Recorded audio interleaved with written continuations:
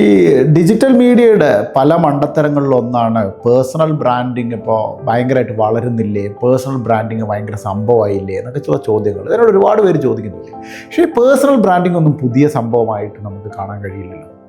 ഇപ്പോൾ വിജയ് മല്യയൊക്കെ king of good times ഉള്ള പേര് കൊണ്ടുവരുന്നത് പുള്ളിയുടെ ആൽക്കഹോൾ ബിസിനസ്സിനെ വളർത്താനായിരുന്നു.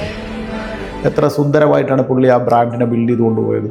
ആ ഫ്ലാംബോയൻസ് നമ്മൾ പറയുന്ന ആ ഒരു ആസ്പെക്റ്റിനെ വളരെ കൃത്യമായിട്ട് ഡെവലപ്പ് ചെയ്തിട്ട് അത് കൃത്യമായിട്ട് മീഡിയയിലൂടെ ഡിറൈവ് ചെയ്തിട്ട് അത് മീഡിയയിലൂടെ ഡെലിവർ ചെയ്തിട്ട് അതിന് കൃത്യമായിട്ടുള്ളൊരു പൊസിഷനിങ് ആർജിച്ചിട്ടുണ്ട്. ഇതേ കാര്യം റിച്ചാർഡ് ബ്രാൻസൺ, നമുക്കിപ്പോൾ Richard Branson virgin America launch ചെയ്യുന്ന സമയത്ത് ഒരു കെട്ടിടത്തിന് മുകളിൽ താഴ്ത്തിയിടുക, അതൊരു വലിയ മാസ് പേഴ്സണൽ ഹിറ്റാക്കി മാറ്റാൻ പുള്ളിക്ക് പറ്റി.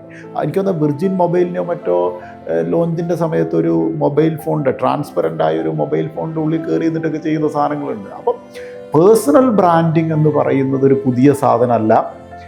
ഡിജിറ്റൽ മാർക്കറ്റിംഗ് മറ്റെല്ലാത്തിനെയും ഡെമോക്രാറ്റൈസ് ചെയ്തതുപോലെ പേഴ്സണൽ ബ്രാൻഡിങ്ങിനെയും ജനാധിപത്യവൽക്കരിച്ചു എന്ന് മാത്രമേ ഉള്ളൂ. എല്ലാവർക്കും ചെയ്യാൻ പറ്റുന്ന അത് സത്യത്തിൽ ഡിജിറ്റൽ മാർക്കറ്റിംഗ് കൊണ്ടുവന്ന ഒരേ ഒരു വ്യത്യാസം, അത് മീഡിയ ഫേമുകളുടെ അധീശത്വത്തിൽ നിന്ന് അല്ലെങ്കിൽ മേൽക്കോയ്മയിൽ നിന്ന് അതിനെ പൊളിച്ചിട്ട് സാധാരണക്കാരിലേക്ക് കൊണ്ടുപോയ ഒരു ജനാധിപത്യ പ്രക്രിയയായിരുന്നു ഡിജിറ്റൽ മാർക്കറ്റിംഗ് എന്ന് വേണമെങ്കിൽ പറയാം.